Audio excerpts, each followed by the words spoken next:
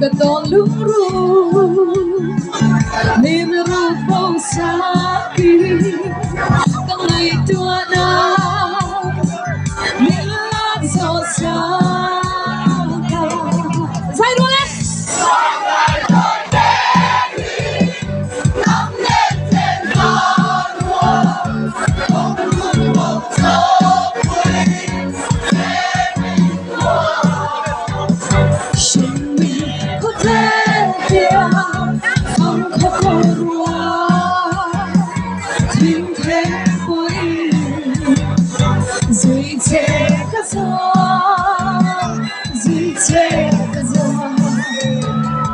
một thói gần thuần thú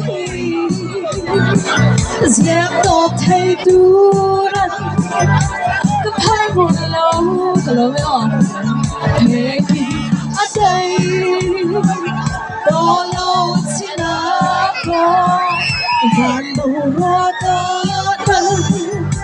dẹp tu vang lại tôi tim nắm lên trên ba muôn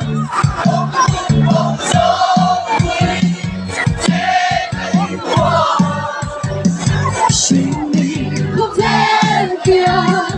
không hết một hoaทิ้งthêm với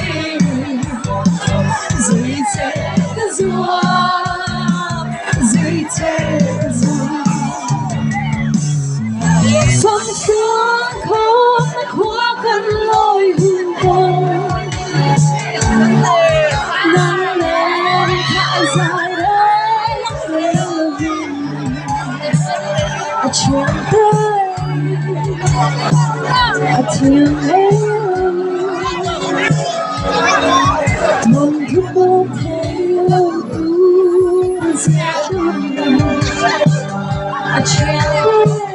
đâu giải quyết trước này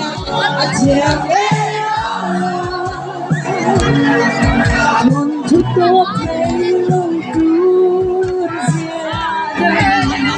do tôi đi nhìn thấy nghe thật gì chứ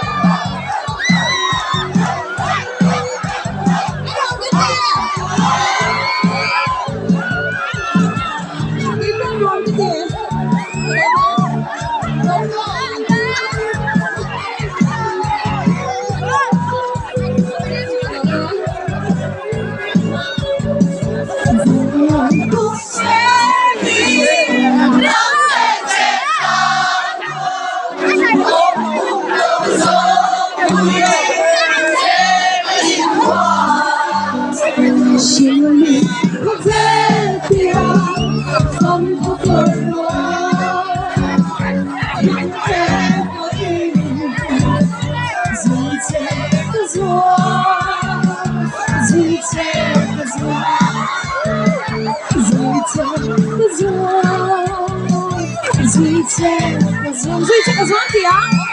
Duy